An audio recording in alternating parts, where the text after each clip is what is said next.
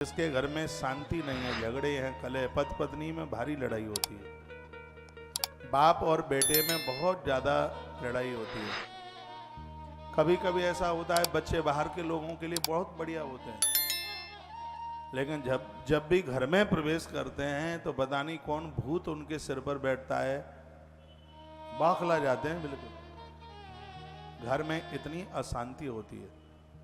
तो हमारे ग्रंथों में उस शांति के लिए बड़ी अद्भुत बात कही है। कहाँ है कि शांति काम हो यवई कुरिया। यब जानते हैं आप? यब कहते हैं जौ को। यज्ञ में सामग्री में जौ मिला करके आहुति डालने से घर में शांति बढ़ती है। आजकल तो सब रेडीमेड हो गया है, बाजार से वो पैकेट मिल जाता है सामग्री का, बुरादा होता है उसमें लकड़ी बकड़ी का चूर्ण, सामग्री तो कुछ होती ही नहीं है, कहाँ होती है उसमें। उसी से स्वाहा स्वा करके छुट्टी कर लेते हैं यार। ना उसमें जौ होता, ना तेल होता, ना उसमें तिल होता, ना उसमें बेलगिरी होती, ना उसमें चंदन का बुरादा, कुछ नहीं होता उसमें, और आप उसी में संतुष्ट हो जाते हैं। हमारे ग्रंथ में वर्णन है कि हवन सामग्री में जो जौ मिलाया जाता है, और जौ मिलाकर आपके घर में 1 वर्ष यदि हवन हो गया है, घर में कभी अशांति नहीं होगी, घर में झगड़े नहीं होंगे। बाद में आप मुझे पूछते रहते हैं, लेकिन कथा सुनते समय आप लिखते नहीं है, बात उड़ जाती है, आपको ध्यान फिर रहता नहीं है।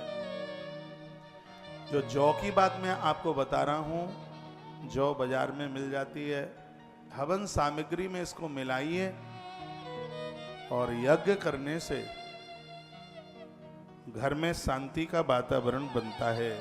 घर में बिल्कुल भी अशांति नहीं होती, लड़ाई झगड़े बिल्कुल। जिनके घर में बहुएं बहुत लड़ती हैं तो डोकरियों हवन शुरू कर दो।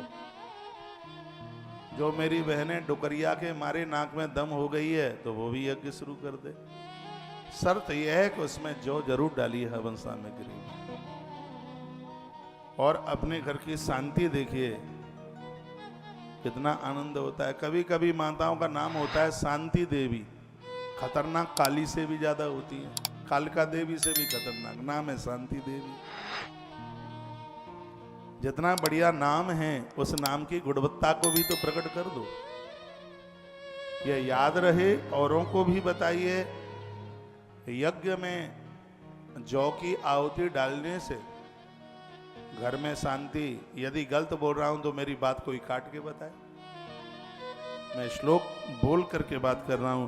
शांति कामो यवई कुरिया। यव यव माने जौ।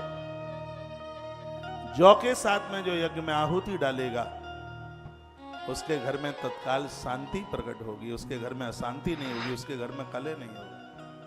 और याद रखना, घर में कलह होने से यदि किसी की मृत्यु भी हो जाए तो बड़ी बात नहीं है। और कैकेयी माता ने कलह ही तो किया, महाराज दशरथ के प्राण चले गए।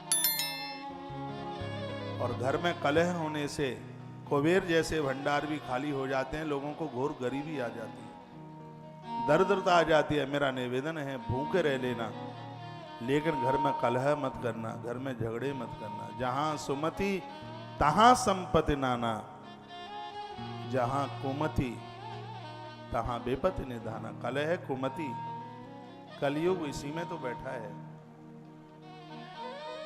तो यह कीजिए, यज्ञ से घर का वातावरण बहुत बढ़िया हो जाता है। यदि आपने जन्मपत्री दिखाई है और यदि किसी ने किसी को यह कह दिया है कि उम्र कम है, आयु कम है, तो आयु बढ़ाने के लिए बड़ा सुंदर उपचार बताया है।